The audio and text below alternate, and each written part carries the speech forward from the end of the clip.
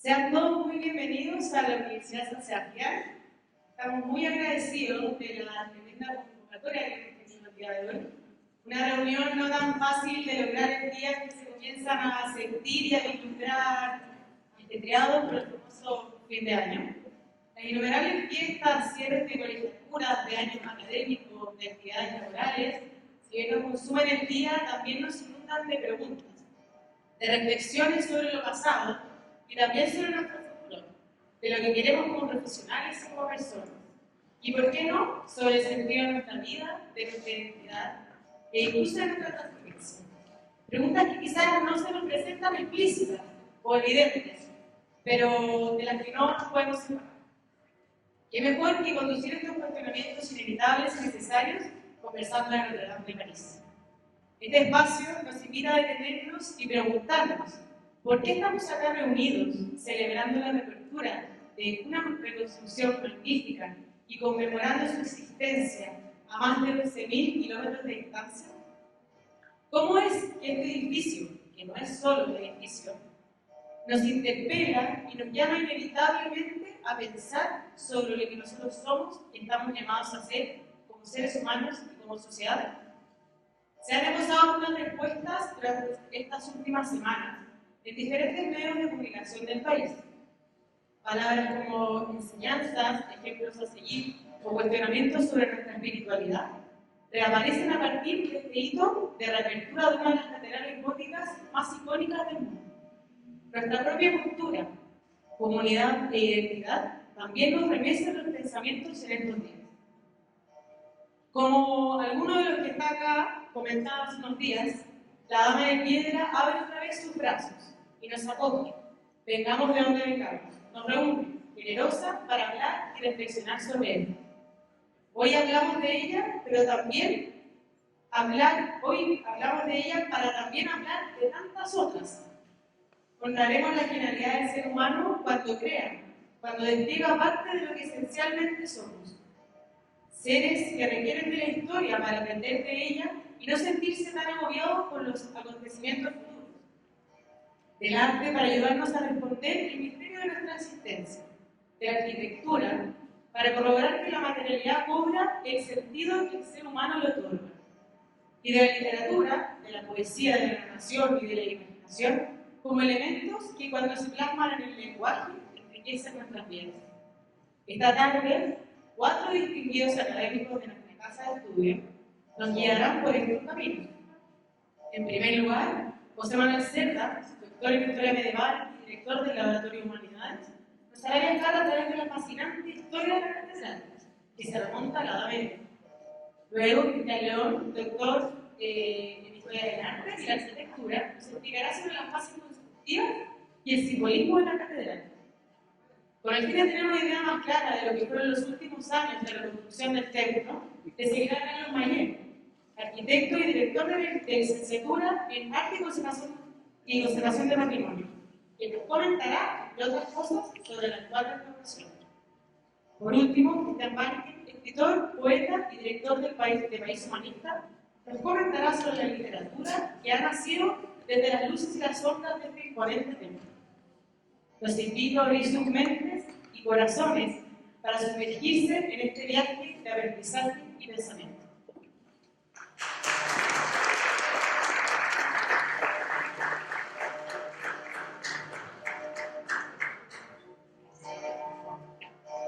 Muchas gracias. Le pido disculpas a la gente que no puede entrar, que está sentada en el suelo. Parece que la pandemia nos afectó mucho y queremos vernos nuevamente, así que les pido disculpas. Queríamos confirmar 80 personas y claramente más de 120, 130. Es un problema feliz, como dicen por ahí. Hay mucha gente acá, vamos a hacer lo más breve posible. Yo quisiera partir esta clase colectiva, un poco loca, que hemos diseñado en el Laboratorio de Humanidades, junto con País Humanista y el CEU, contándoles un poco la evolución de lo que es la ciudad de París que vimos ahí. Que parte justamente en esta pequeña isla que está en el Sena. Quizás ustedes no la advierten mucho los que han viajado a París, porque París hoy día es inmenso, es una metrópoli. Pero originalmente tenía un pequeño asentamiento galo, cerca, romano, hacia el siglo IV, siglo V. Este es el origen de París, pero este tiene el origen de Francia, que explica muy, pero muy bien por qué la Catedral de Notre Dame no se pudo haber construido en ninguna otra parte que en este lugar que están viendo ustedes acá. Luego empieza a crecer la ciudad, pero no es la ciudad, es la villa. Empieza a crecer hacia el norte, es la villa de los comerciantes. Es lo que quieren saquear los vikingos. De hecho, desde el siglo VIII al siglo IX llegan los vikingos a saquear a París, meten por el río Sena. Luego empieza a crecer lo que nos gusta más los intelectuales, el París de los intelectuales, el París de la universidad, lo que se conoce como la universidad. Ese recinto vago donde se juntan intelectuales escolares a estudiar las artes liberales. Luego, a comienzos del siglo XIII, ¿no es cierto?, cuando se empieza a construir la Catedral de Notre Dame, sucede un reino muy importante, que es el reino de Felipe Augusto. Augusto, en latín augere, el que aumenta, el que conquista, y finalmente se cierra la ciudad de París medieval, la que ustedes conocen, poniéndole un muro, protegiéndola obviamente, porque mucha gente la codiciaba, ya en pleno siglo XIII. Este es el París que vio construirse la Catedral de Notre Dame que hoy día conocemos. Y claro, ya se nos explicaba al principio a través de la evolución, lo que vemos acá es un plano del París medieval. Es un plano del París que nos permite entender la ciudad. Qué pena es cuando uno ve a todos sus turistas que con mucha ilusión van a las ciudades, pero no las entienden. Van a los lugares donde va todo el mundo. Qué bonito es entrar a una ciudad y poder entender cómo se configuró, cómo creció a lo largo de los siglos. Y aquí lo que tenemos es lo que les decía. Al centro, el punto neurálgico, el alma de Francia, la Ile de la Cité, la isla de la ciudad, la isla de Francia, en ambos costados con el Sena bañando sus riberas. Vean ustedes ahí cómo está ubicado el lugar donde está construido Notre Dame. Muy cerquita, una iglesia que ustedes también conocen, que es la Sainte-Chapelle, la Santa Capilla. Al sur, la universidad, que es donde está actualmente la Sorbona. La Sorbona se ocupa ese lugar justamente porque es el sector de los intelectuales. Y hacia el norte, no la Cité, sino que la villa, de ahí viene la palabra villanos, que ya asociamos con algo muy negativo, pero que en la época medieval no significaba otra cosa que los comerciantes, los gremios, los que trabajaban, los constructores de la Catedral de Notre Dame. La ciudad se va a unir completa entera en pos de este extraordinario proyecto que es la construcción de esta catedral. Entonces ustedes tendrán casitas pequeñas donde habitaba la gente, cómo se habrán impactado de ver elevarse piedra tras piedra, viga tras viga, esta espectacular catedral que realmente nos había impactado. Si ustedes se fijan, abajo están también las abadías que estaban en el campo.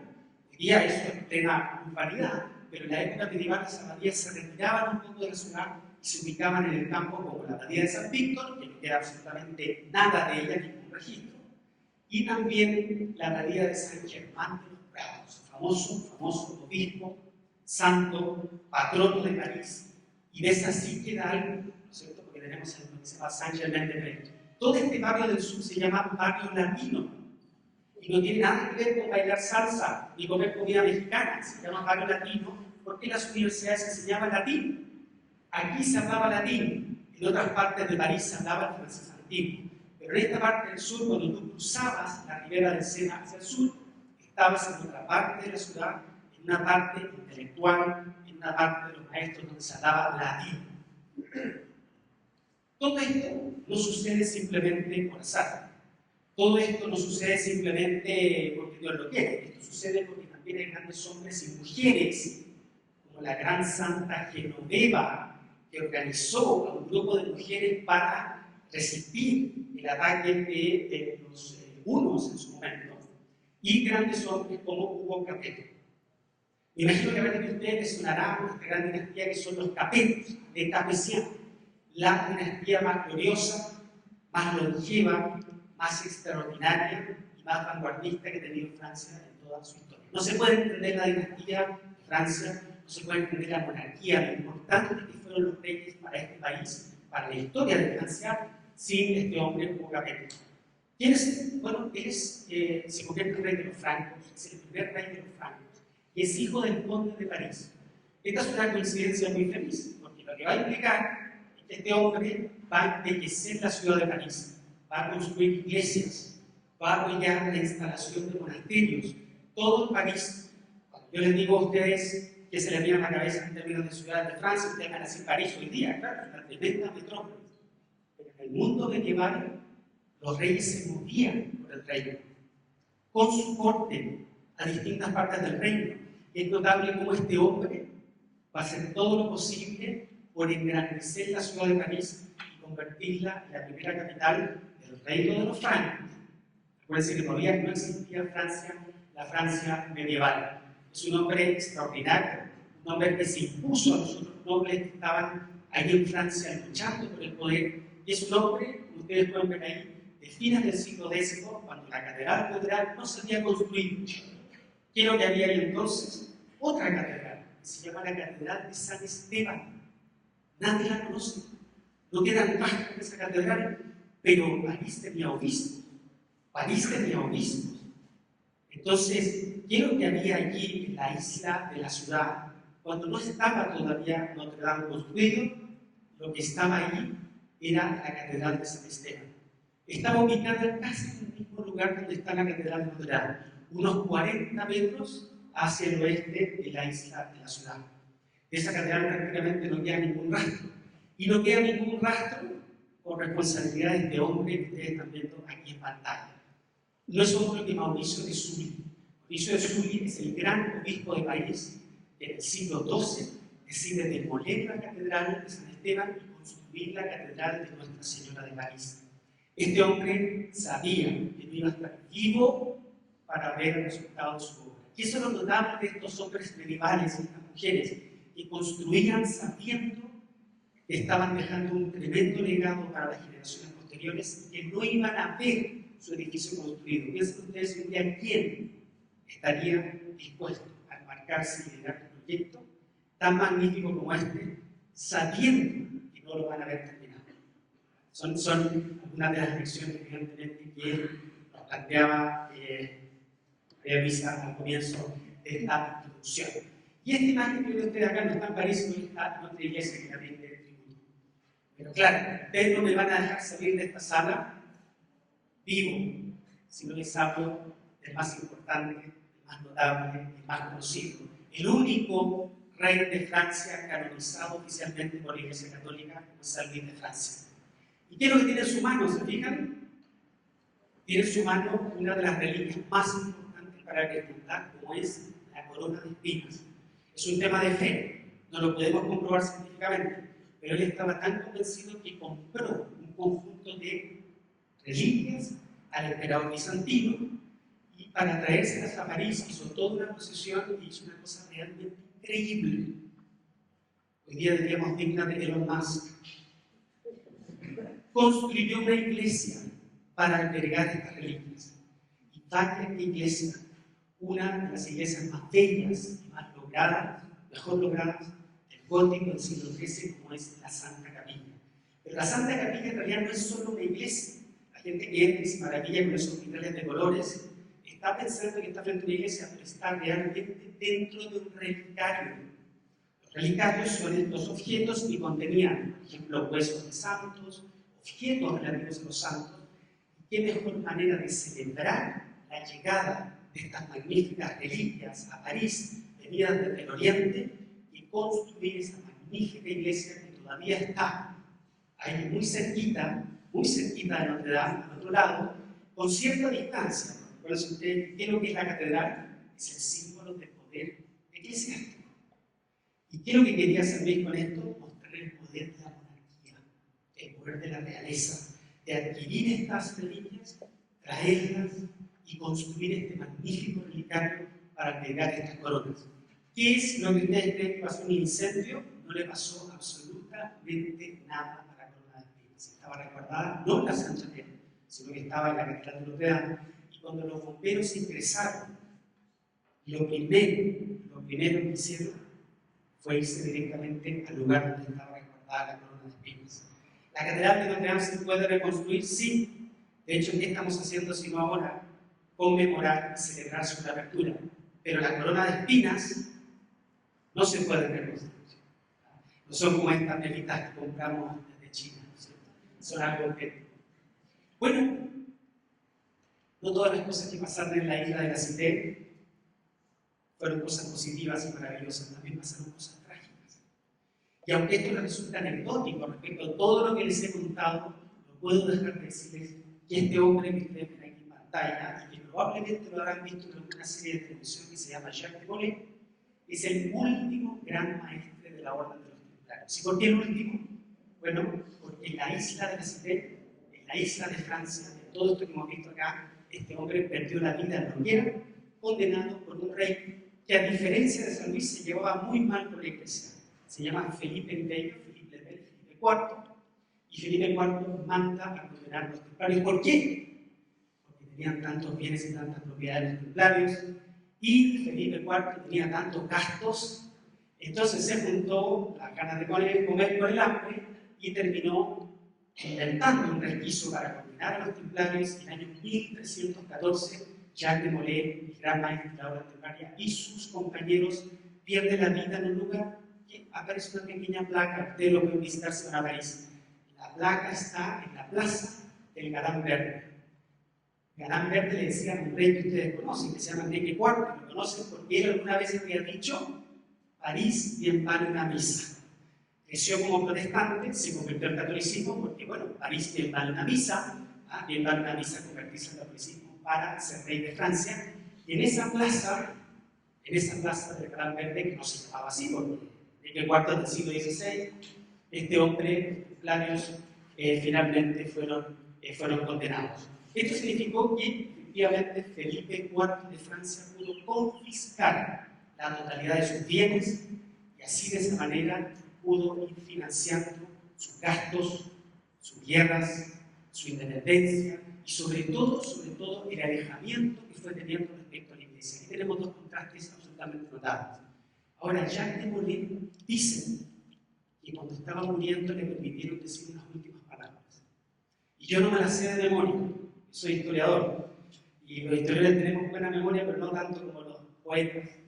Y dijo lo siguiente: yo estoy muriendo ahora, pero créeme que tú y tu dinastía también van a morir. Efectivamente, un cambio de dinastía nos való. Con esta hermosa imagen, entonces, me despido y lo dejo con un precioso video sobre la isla de Francia.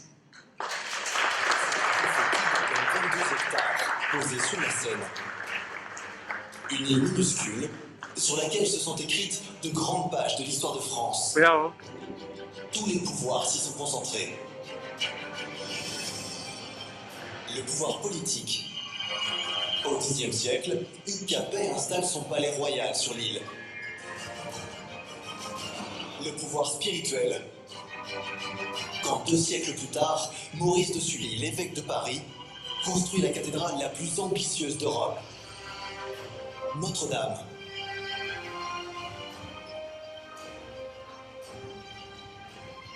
C'est aussi sur cette île que Saint-Louis, au XIIIe siècle, érige le plus audacieux des écrins pour la couronne d'épines, la Sainte-Chapelle. Il fait aussi de l'île le siège du pouvoir judiciaire. Henri IV, enfin, propulse l'île dans la modernité, en bâtissant le pont le plus ingénieux de son temps, le Pont Neuf.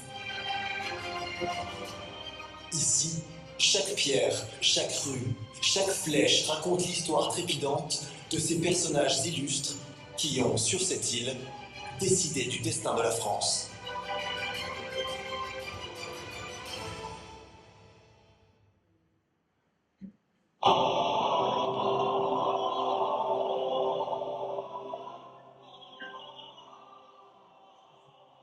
Voy a hablar de la construcción, de las etapas de construcción de la catedral y del simbolismo de Notre Dame.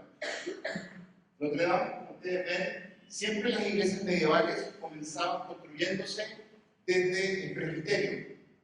¿Saben por qué? Porque una vez terminado el presbiterio se podía consagrar la iglesia y celebrar misa, y la gente quedaba al aire libre.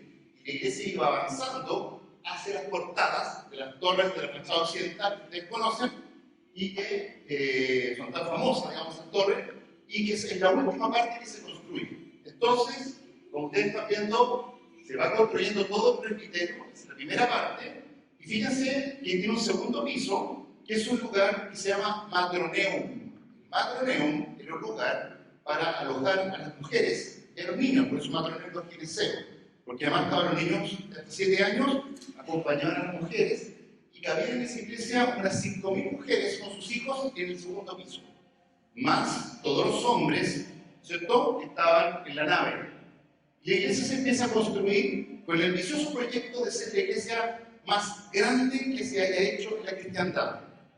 Ese es el ambicioso proyecto, ¿cierto?, de Maurice de Sully. Pero le duró poco, porque hoy día Notre Dame de París es una iglesia, comillas, pequeña comparada con las otras grandes catedrales francesas como Amiens, Reims, ¿cierto?, o Chartres.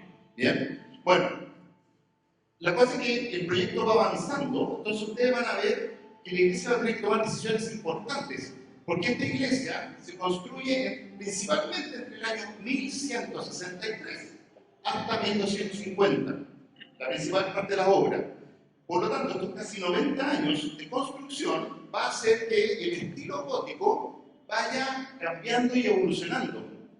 Entonces, la catedral de Chartres, que se hace cerquita de París, que comienza después de un incendio, son comunes los incendios en esta época, entre el año 1195 hasta el 1220, la principal parte de la obra, o sea, empieza mucho después que París, termina mucho antes, y va a venir con innovaciones. Y estas innovaciones las va a tomar esta catedral.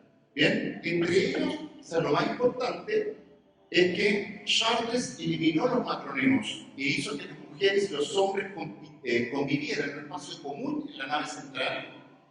Y Chartres ya no podía hacerlo porque Notre Dame de París ya lo había hecho, ya lo había construido. Pero lo que hizo fue que la fachada pareciera que fuera moderna, digamos del gótico que se llama alto gótico o gótico clásico y no gótico primitivo. Esta es una obra del gótico primitivo. Es la última del gótico primitivo, pero intentó transformarse en una iglesia del alto gótico o gótico clásico por la influencia de Chartres y de la otra catedral. Como ustedes ven, la fachada de París es una de las primeras iglesias que alcanza lo que se llama la fachada armónica, que la vamos a ver más de qué se trata la fachada armónica, y que le da ese aire tan equilibrado, tan sereno, tan portentoso a esta catedral. Pero no es una catedral demasiado alta, ¿ya? Sus torres miden 80 metros, si comparamos con la catedral de Ulm, en Alemania, que mide 167 metros la aguja, o la catedral de Rouen, que mide 157 metros la aguja. Pero frente a eso, fíjense, a la catedral está ese signo. Ese signo es el kilómetro cero de París y de toda Francia. Es lo que ordena, es decir, es la iglesia finalmente la que ordena todo el territorio. En esta época del siglo XIII, que nos hablaba José Manuel, en Francia se construyeron, estoy hablando entre 1200 a 1280, se construyeron en Francia 80 catedrales y más de 1000 monasterios. En 80 años se cantearon más piedras que todas las que se cantearon en 3000 años en el imperio egipcio. De esas dimensiones estamos hablando. De esas dimensiones estamos hablando. Bien, en 80 años. Entonces, esta fuerza hay que entenderla. Esa es la fachada armónica que les decía yo, donde se va articulando, ¿no es cierto?, un cuerpo de las portadas, logia de los soberanos, que en la Revolución Francesa pensaron que eran los reyes de Francia, y no, que eran los 24 reyes de Judá, y las votaron. ¿Ah? Por eso decimos que la ignorancia es audaz, porque la ignorancia es insolente. Y después viene el cuerpo rosetón, la arcada del cuerpo de las torres. Muy ordenadita, todas las iglesias francesas tienen cuerpos iguales, ¿cierto? Distintas las iglesias tienen 5 cuerpos, y son más chiquititas. Ahí se ve el enorme, ¿cierto?, largo del edificio, hablando de 130 metros de alto más o menos, y la aguja que ustedes ven en el crucero es una aguja que reemplazó una antigua que fue abatida un poquito antes de la Revolución Francesa y que la Saint-Chapelle también la abatieron en la Revolución Francesa y que la restauró Viollet-le-Duc hace 1843. Entonces, esa aguja marca abajo, en ese punto donde está el crucero, que se llama, donde está la nave, el transepto o nave transversal o la nave central, está esa aguja que marca el punto donde el sacerdote daba la comunión al cielo. La gente no se atrevía a comulgar mucho porque la arquitectura le da vergüenza, le da pudor, y comulgaban actualmente para Navidad y para la Pascua de Resurrección. Y era la irrupción de lo sagrado. Entonces imagínense cómo el descenso de la gracia, están más orientadas. Fíjense que la palabra orientarse significa disponerse hacia el oriente. Todas las iglesias de la cristiandad estaban orientadas al sol naciente, porque todas las iglesias salían al encuentro de Cristo que volvía, que retornaba, ¿cierto? Él había dicho, ego sum lux mundi, yo soy la luz del mundo, ego sum lux eterna. Bien, por lo tanto, todo, soy el sol de justicia, él decía todas esas cosas. O sea, uno sale, y la iglesia se lee como una peregrinación hacia el encuentro con Dios. Por otro lado, ustedes van a ver ahí las gárgolas. Uno habitualmente asocia las gárgolas como la de allá abajo, como al despiche donde sale el agua. Se pone una figura grotesca. Pero la verdad es que estos monstruos, ¿cierto?, demonios, temibles personajes imaginarios, qué sé yo, tienen una función que se llama apotropaica. Fíjense la palabra, pero pueden hacer a su hijo si quieren después. La palabra apotropaica significa la capacidad que tiene una imagen de exorcizar el mal. El mundo profano se entiende como un lugar que está en posesión del demonio, pero que el santuario, la iglesia, que es lo sagrado, ¿cierto?, es el santuario que impide, ¿cierto?, estas figuras impiden que el mal, ¿cierto?, llegue al exterior del templo. Por lo tanto, siempre miran hacia afuera. Ustedes ven que están desgastadas, están durando 200, 300 años, pues hay que renovarlas, cambiarlas. Viollet-le-Duc, ¿cierto?, las cambió. Esta es la iglesia, ¿no es cierto?, original, que estaba de San Esteban, que estaba en el origen, y que fue reemplazada. Las iglesias siempre se fundan y refundan en el mismo lugar. Por eso cuando ustedes ven de repente que iglesias cristianas se montan sobre el templo incas o aztecas, no es por el efecto de imponer nuestra religión sobre la otra, sino que tiene que ver porque ese lugar que está consagrado por los ancestros, ese lugar que es sagrado, por lo tanto esa carga sacra que tiene, se respeta y se construye. Miren esa iglesia, fíjense que tiene un piso que son 4 niveles. Esos 4 niveles son propios del gótico primitivo. Y después se van a eliminar con el paso del tiempo, mientras va avanzando, y se ve un matroneo en construcción, ¿se fijan? Va a ir avanzando y la iglesia de Ascensión quedamos medio anticuado con respecto a lo que está pasando con las nuevas iglesias de Amiens, de Chartres, de Saint-Pierre de Beauvais, qué sé yo, que se están haciendo y deciden, ¿cierto?, hacer un cambio.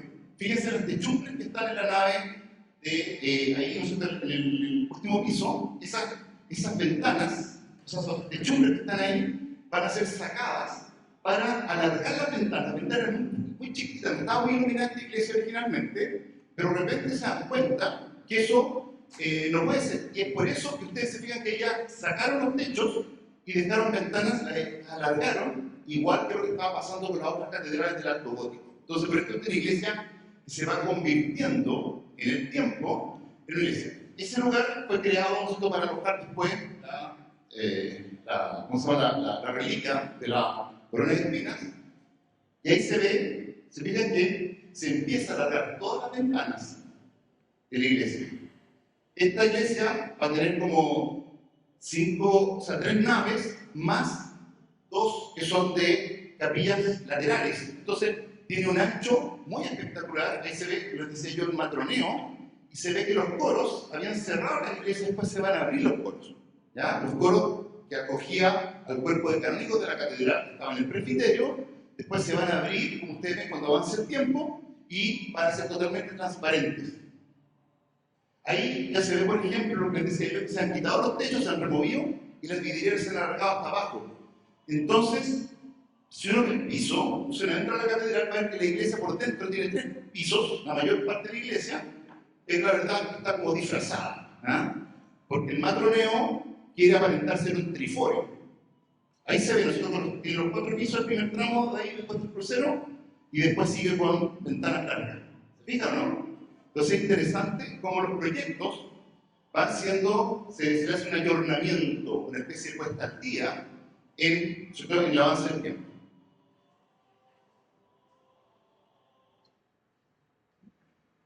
Vamos a ver un poco de simbolismo. Aquí se ve una cosa muy bonita, que es, no sé si conocen esta imagen, están muchas iglesias medievales, es la iglesia y la sinagoga.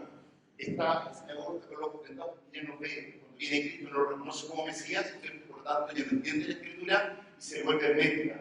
Y aquí abajo, en ese pilar justamente, ustedes ven lo que hay ahí. Es un hombre o una mujer sentada con una escalera con 9 peldaños y con 2 libros. Un libro abierto, un libro cerrado. ¿Qué es lo que es? Hay un conocimiento esotérico y un conocimiento exotérico. Uno para todos y otro solamente para los iniciados. Los que hacen el camino en la sabiduría por 9 peldaños, por lo tanto, es también un receptáculo de una alquimia que contiene la arquitectura. Ahí se ve los pisos que han removido los techos, como les decía yo, de las cubiertas laterales, y ha permitido alargar las ventanas. Fíjense que antes era así, con 2 ventanas, que era el triforio, y ahora queda como con 3 pisos. Ese es el cambio. ¿Ya? Entonces, parece que uno la ve muy moderna cuando entra, pero es como, eso es como uno empieza a revestir, ¿no es cierto?, el auto, para que parezca como más moderno, le pone el alerón y cosas así, para que parezca otra cosa. Veamos este video con la reconstrucción 3D, más o menos de lo que es la iglesia ahora. ¿Se puede subir la música?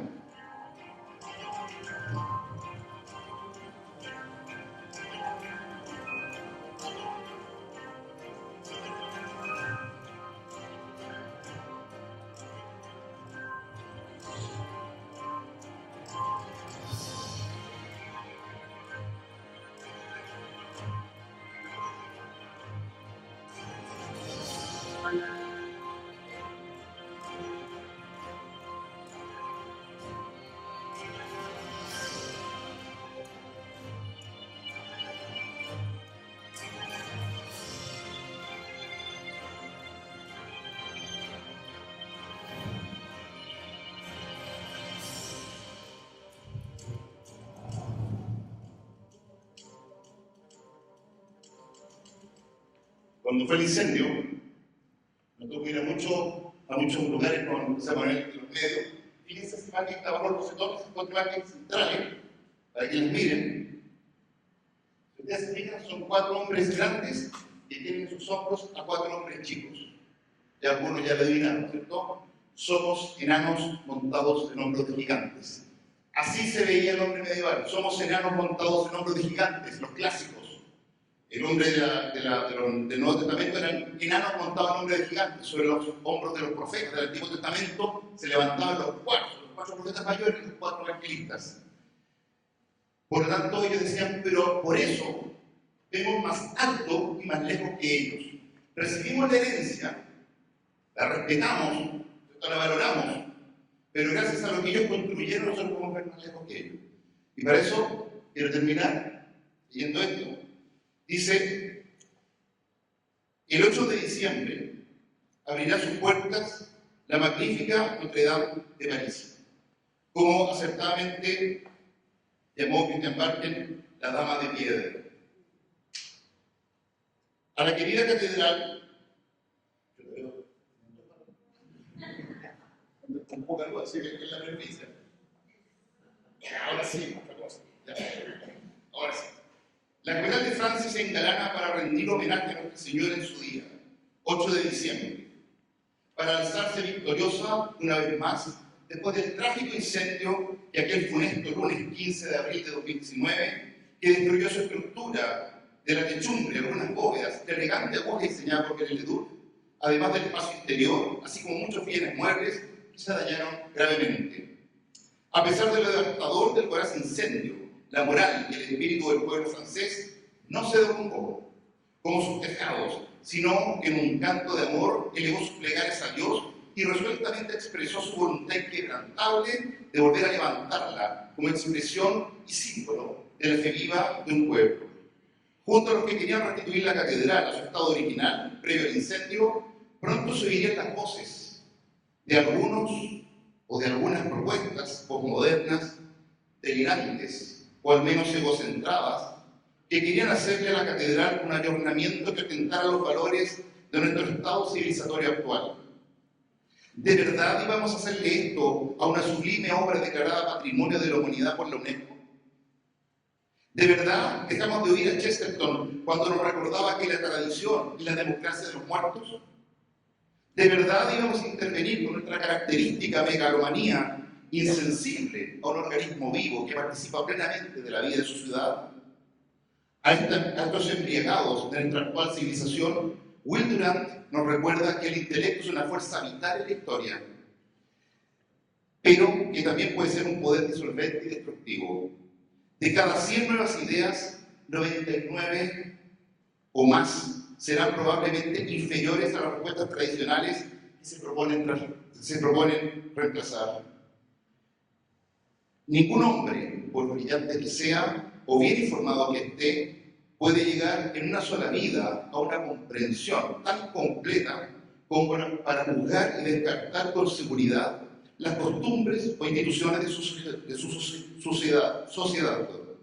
Porque estas son las sabidurías de generaciones, tras siglos de experimentación en el laboratorio de la historia. Notre Dame nos recuerda así, uniendo pasado y presente, el inextinguible valor de la humildad y el firme sentido de la tradición. Muchas gracias.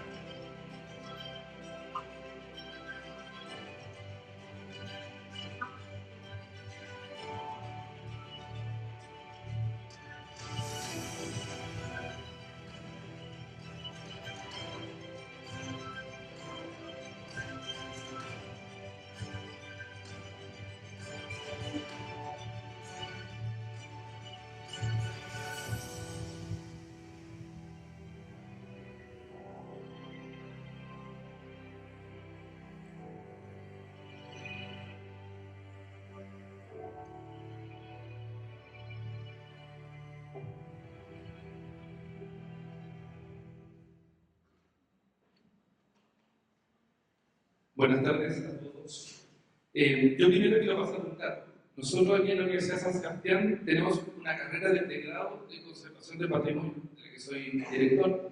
Así que para que inviten a sus hijos a inscribirse en la carrera, se puede vivir de esto, en ese caso.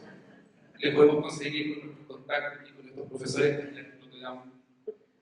El concepto, o lo que yo quiero comentar hoy día, es algo más bien contemplativo, un poco filosófico sobre la restauración, ¿ya? Aparte de la relevancia histórica que tiene Notre Dame, lo más relevante es su preservación. ¿Cómo se hizo el proceso de restauración? ¿Cómo se decidió? ¿Ya? Estos esfuerzos en qué restaurar, cómo restaurar y para qué restaurar, tienen que ver con los esfuerzos que hizo, ya mencionó el profesor Cristóbal León, en Eugene Violet Ledoux. Para que anoten ese concepto, el año o sea, el siglo XIX. En esa época, el inspector del Consejo de Monumentos Nacionales, que no da ningún permiso de la época, Prosper Mérimée, encomienda a Viollet Leduc, alguien que no era titulado, porque no estudió conservación del patrimonio, parece, entonces le encarga la restauración de la catedral, que estaba en decadencia. A nadie le importaba el código. Todos querían ser modernos, querían la revolución industrial, los edificios de fierro y mucho más. Entonces, estos edificios que estaban abandonados, estaban sucios, carcomidos, no le importaba a nadie, excepto a estos inspectores normativos de... entonces era revolucionario lo que hizo el siglo XIX. ¿Qué tiene que ver con nosotros, como decía María Luisa al inicio, a 11.000 kilómetros? Bueno, ustedes saben que nosotros hicimos una encuesta nacional de patrimonio aquí en la Universidad de San Sebastián este año para el patrimonio, con la Facultad de Gobierno, por si practican acá la profesión, obvio, gracias a esa facultad, pudimos hacer una encuesta nacional. Desde el año 2019 se han quemado 70 templos en Chile, 70 templos, católicos, sinagogas, musulmanes y protestantes. 70 templos. Solo el año 2019 fueron dañados 40. De esos rescatados, no sé, creo que el 2%. Entonces es muy importante por qué se rescata el patrimonio y por qué se encargan este tipo de proyectos. Entonces, el incendio es un punto de inflexión muy relevante, porque en el fondo le dice a la sociedad por qué recuperar su tradición, su patrimonio. Una de las cosas más importantes de la destrucción fue que se cayó la aguja diseñada por Viollet Leduc, que no es original, que es un falso histórico, que uno escucha mucho a mis colegas arquitectos hablar mal de los falsos históricos, pero era un falso histórico, o es un verdadero histórico, a mí me gusta decir. Lo otro es el refuerzo que hicieron del bosque, que los franceses le dicen el bosque porque es esta estructura que se comentaba también anteriormente sobre el techo nuevo. Entonces se mantuvo, y se comprometió la integridad física del edificio, lo que se recuperó. Se recaudaron 846 millones de euros en donaciones, sobró 170. Ojalá presten el 10% para nuestros templos. A la Jimena Llorón en la Veracruz. Pero hay varios pensadores, como Gilles Drouin, un teólogo, que dice que Notre Dame es un memorial vivo. El esfuerzo de restauración es monumental por la complejidad técnica, por la escala de los trabajos realizados, porque se ocuparon 200 toneladas de andamiaje, porque se rescataron 40.000 piezas que estaban dañadas. Toda la estructura fue reforzada. Los símbolos mastónicos de la catedral fueron reconstruidos al diseño original de Viollet Leduc, no al original del siglo XII, sino que se rescató no como una discusión, una restauración arqueológica. Hoy en día hay una polémica muy grande con respecto a eso entre los arquitectos. Aquí en Chile, en general, a los arquitectos les gusta restaurar como arqueológicamente, que quede el paso de la historia. Es una visión británica de John Ruskin, y por ejemplo, uno piensa en la iglesia Carabinero, la Veracruz, etcétera, que les gustaría dejar el incendio vivo, la memoria. Bueno, yo creo que hoy día Notre Dame, no solamente en el siglo XIX, sino que en el año 2024 acaba de darnos una lección. Se restaura de forma estilística, se restaura de forma ideal. Y parece que no es malo eso. Es una discusión entre los colegas que saca mucha chispa. Siguiendo en esta línea, 250 toneladas de plomo, 2.000 robles que se cortaron nuevamente, centenarios, que fueron donados bajo la autoridad de los bonos de carbono para la reconstrucción del techo del bosque, como le dicen, y cortados con las mismas herramientas que se ocuparon en el siglo XII. La restauración de Notre Dame ha puesto de manifiesto así la importancia de que el patrimonio es integral, que combina elementos arquitectónicos, que combina elementos artísticos, que es materialidad, pero también es religioso y profundamente sagrado. la movilización de más de 1000 artesanos y especialistas con el apoyo de los millones de donantes demuestra el poder de la cooperación. Porque uno dice que en Chile no está esa plata, pero está la cooperación. Tal vez no hay 1000 artesanos. Nosotros aquí en la Universidad de San Sebastián vamos a tener conservadores, pero es una herencia común, un proyecto inspirado en las reflexiones sobre el papel del patrimonio en la identidad contemporánea.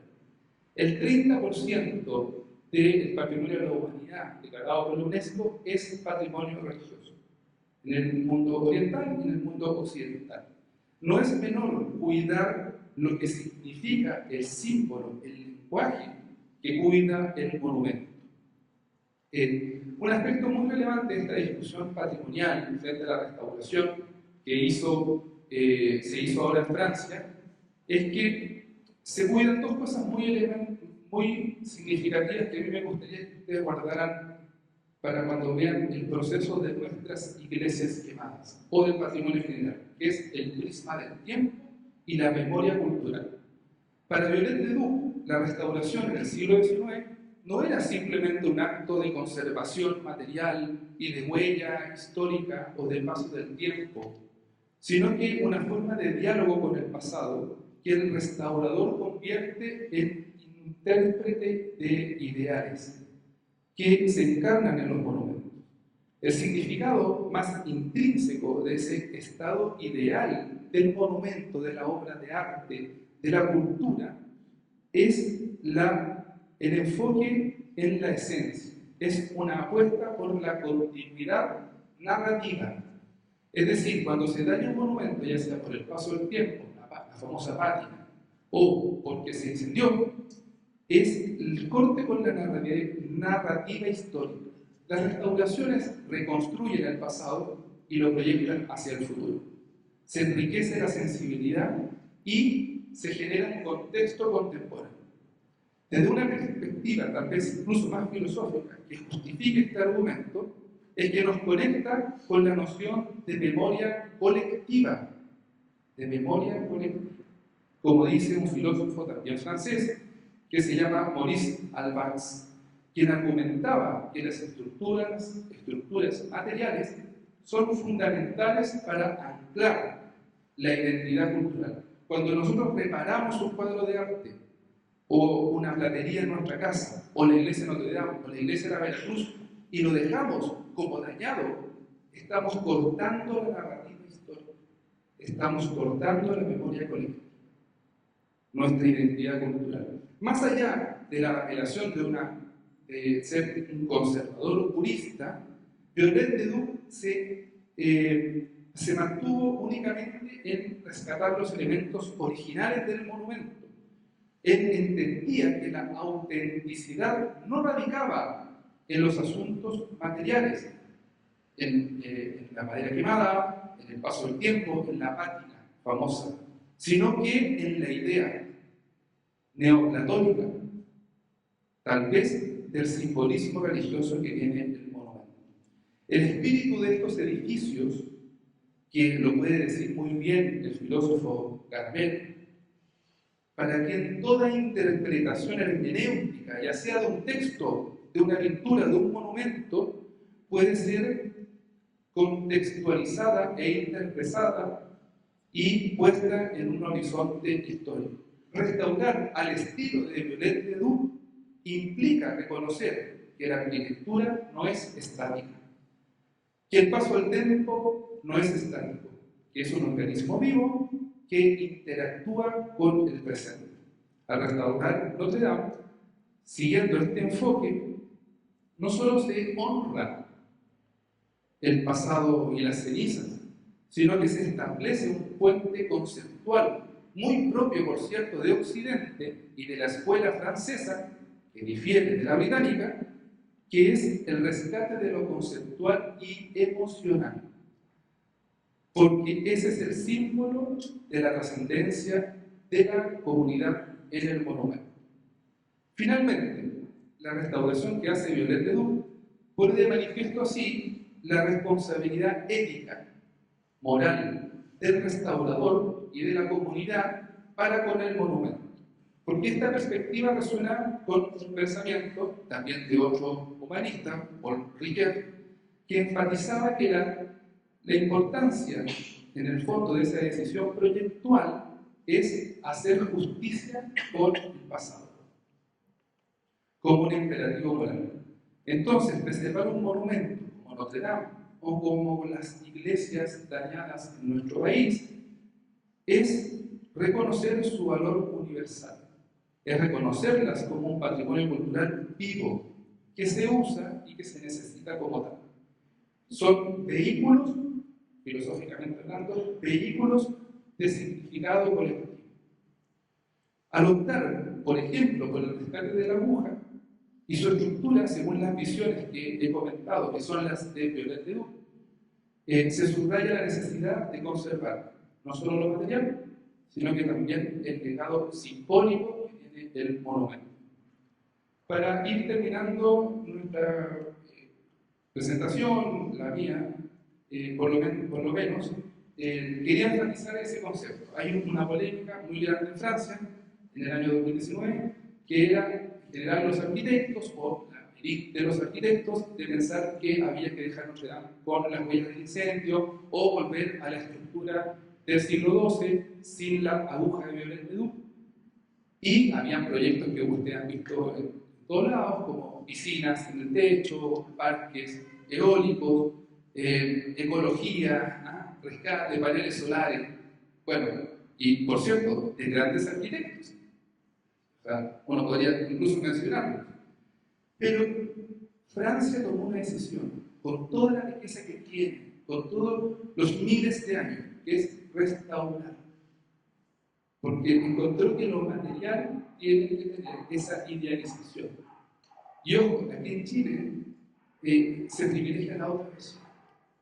Es una tendencia polémica, porque está esto en la colección de Sartre, en la revista de Francia, bueno, ¿para qué decir en las escuelas de arquitectura? Es una discusión bastante contingente en el ámbito arquitectónico. Muy interesante. Y yo sé que las personas comunes y corrientes nos gusta que el monumento esté vivo. Y no solamente nos recuerde todo el rato el paso del tiempo.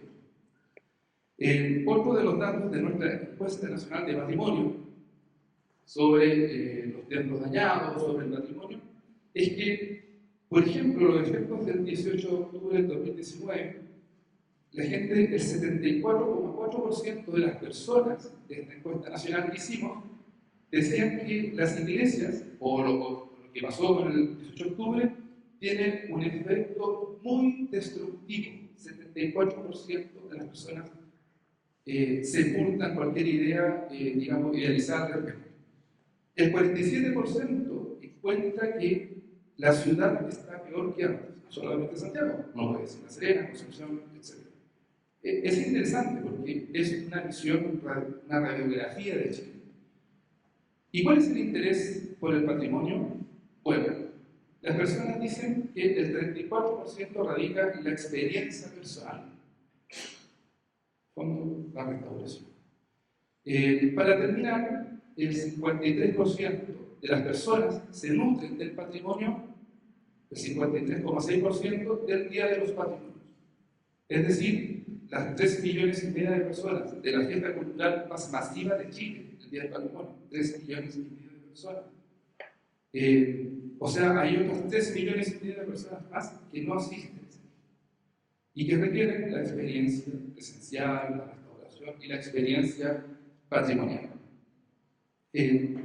Por último, decir que es en la intersección de memoria ética y estética donde el patrimonio no solo pertenece al pasado, sino que es una guía esencial para la construcción del futuro. La filosofía, entonces, de Viollet Ledoux apunta a eso, a que un pueblo sin memoria es un pueblo sin historia. Vamos a ver ahora un video del backstage de la restauración. Muchas gracias.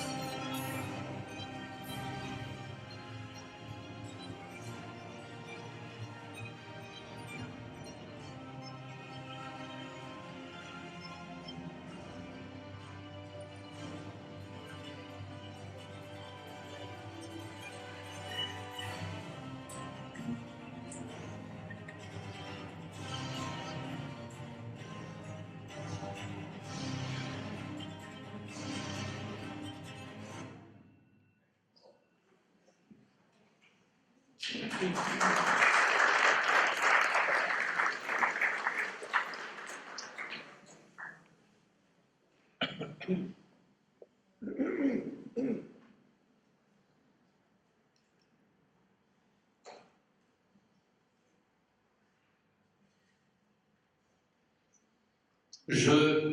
et un autre, disait ce jeune poète Arthur Rimbaud.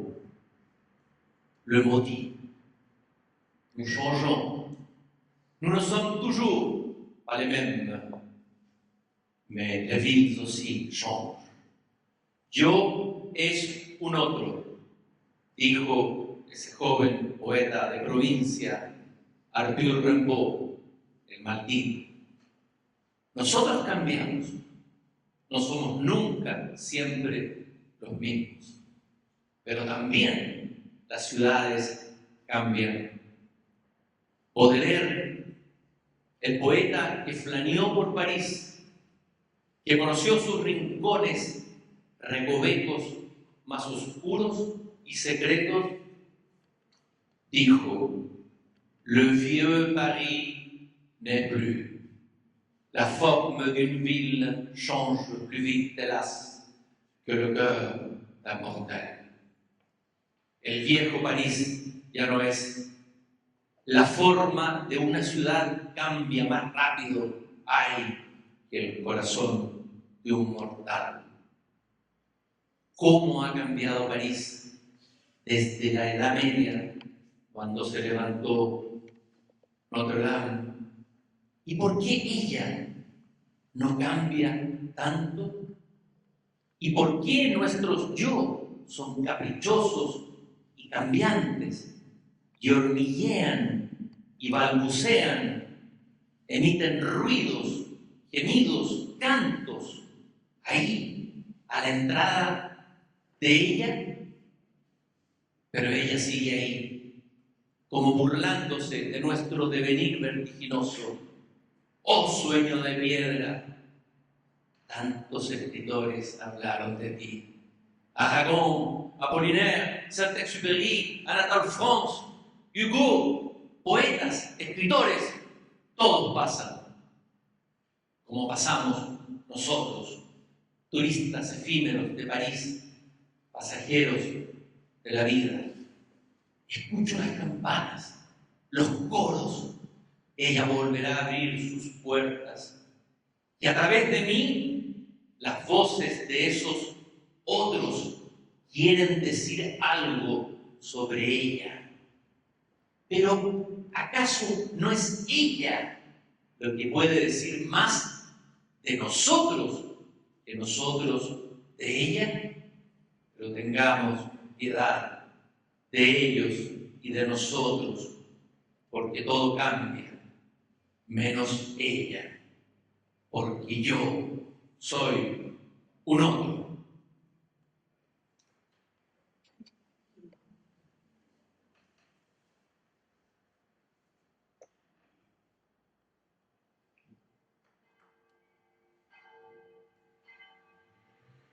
Je suis un autre. Je suis Victor Hugo. J'ai écrit Notre-Dame de Paris. Yo soy un otro. Yo soy Victor Hugo y escribí Nuestra Señora de París. Mucho se ha hablado de los personajes de mi novela, de Quasimodo, el jorobado, que se enamoró de la bella gitana Esmeralda, y de toda esa corte de los milagros que ahí deambulaba y que yo narré y describí. Pero muy pocos han puesto atención a esas palabras preliminares que coloqué en la novela, donde conté una experiencia muy extraña que tuve entre las antiguas piedras de la iglesia. Y dije, ya que se manda todo el romanticismo, hay que usar el celular. La presbicia. Y dije,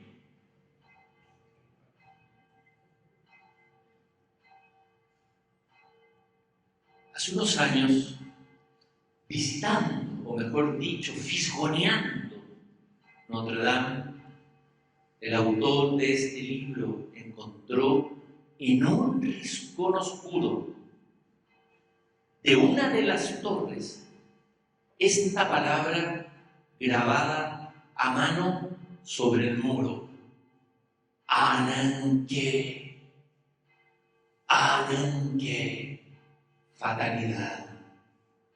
Esas mayúsculas griegas, negras y vetustas. Desde entonces me he preguntado quién las habrá escrito. El hombre que escribió esta palabra sobre este muro se borró hace muchos siglos. Se borraron también las generaciones.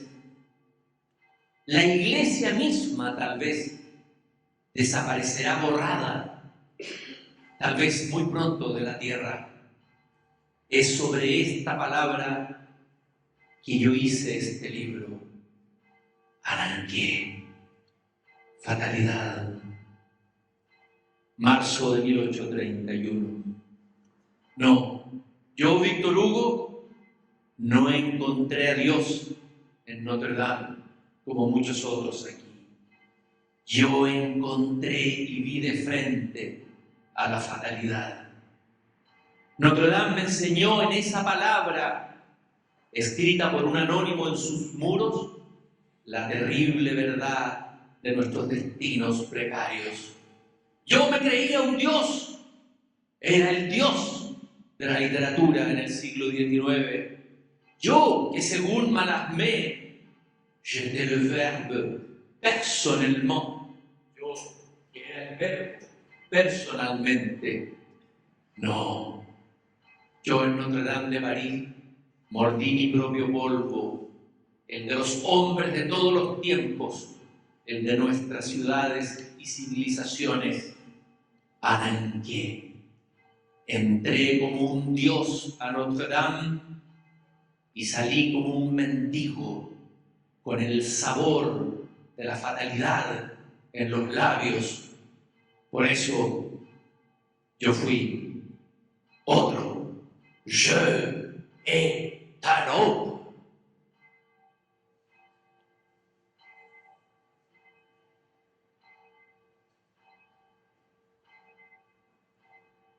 Je et un autre. Je me présente, Paul Claudel, un des poètes et dramaturgues français les plus importants du XXe siècle. Yo es un otro. Me presento, soy Paul Claudel, muy buenas tardes, uno de los poetas y dramaturgos franceses más importantes del siglo XX. Yo digo, yo fui Paul Claudel, debía haber dicho, porque yo no era Paul Claudel cuando entré en Notre Dame en 1886. Mi padre era anticlerical, mi madre insensible a toda práctica religiosa. Ingresé al famoso liceo Louis le Grand, cumbre de la educación laica de la élite en París. Yo frecuentaba un mundo intelectual que había perdido completamente el sentido de lo sagrado. Llevaba una vida un poco amoral y tenía dentro mío un profundo malestar. No sabía por qué. En los cursos del liceo me adoctrinaban con Kant y la razón glorificada. Pero mi insatisfacción continuaba y crecía. Mi vacío, mi mala relación con mi hermana Camille, porque entonces nada me parecía que tenía sentido. Busqué entonces una salvación estética en la poesía, en el arte y la naturaleza. Era un estudiante de medicina que creía que la realidad era solo lo palpable, lo definible, lo racionalizable. Pero un día llegó a mis manos un ejemplar de la revista Vogue que traía unas frases de un joven poeta entonces desconocido, un tal Arthur Rimbaud, eran unas frases poéticas, deslumbrantes, iluminaciones se llamaban. Por ejemplo, una de ellas: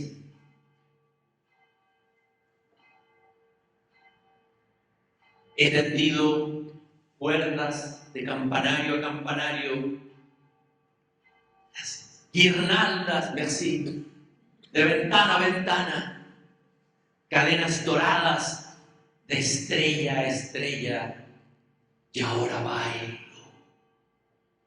Fue como si me golpearan relámpagos. Elle a retrouvé quoi? L'éternité. Se la regalé avec le soleil. Ha sido reencontrada aquí. La eternidad es el mar ido con el sol. De pronto, en esas frases de un joven desconocido, descubría que había otra realidad más allá de lo empírico y de la razón. Pero eso fue apenas una sacudida. Mi mundo seguro vacilaba, pero faltaba algo más para cambiar y ser de verdad otro. Fue en la Navidad de 1886, en las vísperas. Toda la ciudad se preparaba para la fiesta. Yo vagaba distraído, indiferente, y de pronto escuché desde adentro de la iglesia de Notre Dame el Magnificat. Un coro de niños lo cantaba. Y de pronto, frente a la imagen del niño y la Virgen en la columna, esa imagen que los turistas también conocen hoy, sentí el golpe fulminante. Lo he contado en un texto que se llama Mi conversión. Dije: en un instante mi corazón fue tocado y creí.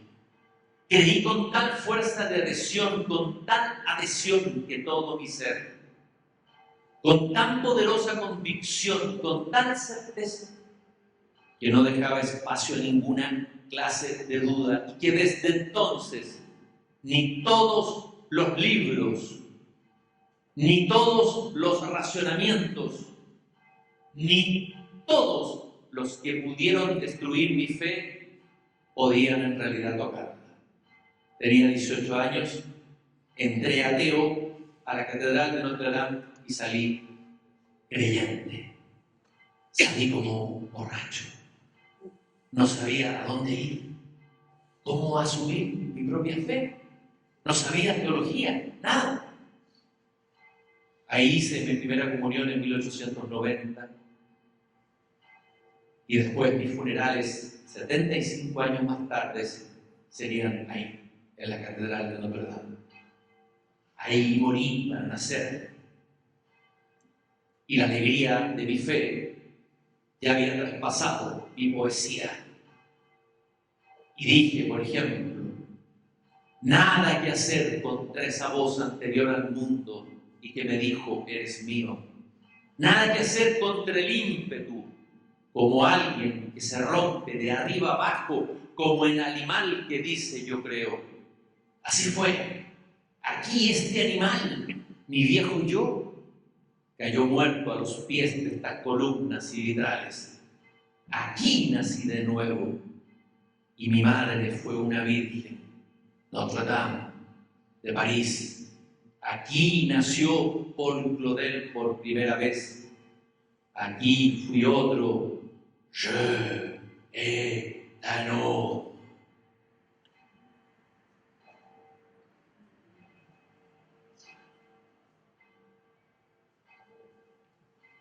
Je et l'anneau. Je suis Julien Green, américain d'origine, mais parisien de toujours. Hola, yo soy Julien Green, americano de origen, pero parisino de siempre. Conozco esta ciudad y la he recorrido 1000 veces. ¿Cuántas veces volví de largas flanerías a través de las viejas calles con el corazón pesándome? Casi todos mis personajes caminaron por estas calles, sufrieron, vibraron en esas calles, quienes sé de memoria. Todos esos personajes como yo, sin entender quiénes eran. ¿Quién soy yo? ¿Quién soy yo? Esa fue mi pregunta hasta los 96 años, que seguía haciéndome. El último tomo de mi diario se titula ¿Pourquoi suis-je moi? ¿Por qué soy yo? Mis personajes transitan entre la luz y la oscuridad, la tentación de la carne y el llamado del espíritu. Por eso puse como título de una de mis novelas ese verso maravilloso de Víctor Hugo: Chacun dans sa nuit marche vers la lumière. Cada hombre en su noche camina hacia la luz. Como Claudel, un día escuché una voz a mis espaldas que me llamaba por otro nombre. Fui tomado por una suerte de océano de llamas, o me transformé en realidad yo mismo en una llama. Yo, que había sido el campo de batalla entre el bien y el mal. París, que había sido el escenario de mi drama. Una vez me pidieron que escribiera un libro, una suerte de guía más personal sobre París. Y escribí este pequeño librito, París. Y en él voy caminando por cada esquina, me detengo en cada monumento, y en un momento voy caminando y me encuentro con Notre Dame. Puedo decir tantas cosas de cada calle, de cada monumento, de cada esquina. Pero cuando llegué a Notre Dame, enmudecí. Me retuve de hablar, sin duda por la vergüenza de lo que iba a decir.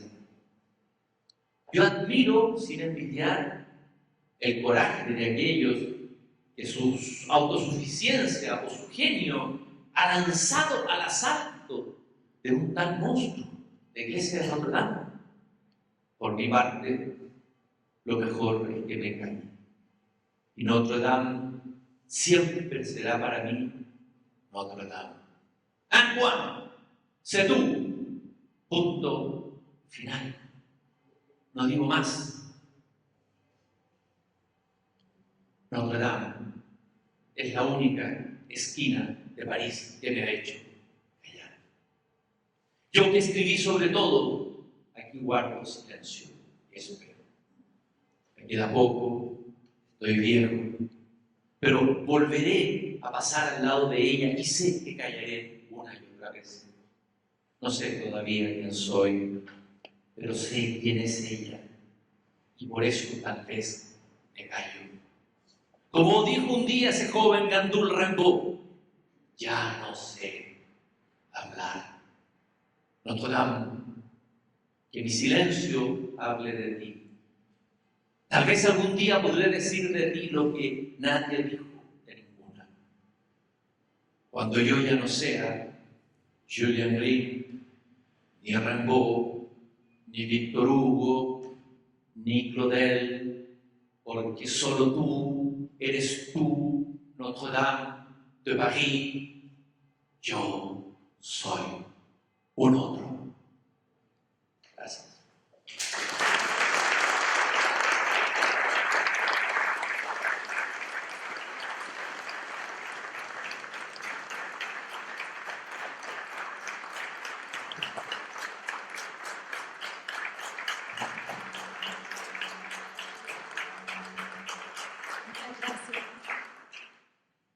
Bueno, muchas gracias, José Manuel, Cristian, Carlos, Cristian, por unas palabras increíbles e inspiradoras. Queríamos dar gracias desde el Laboratorio de Humanidades, especialmente al País Humanista y al Liceus, que estuvieron también participando y colaborando en esta actividad. A todos ustedes, nos da mucha alegría que seamos tantos. Y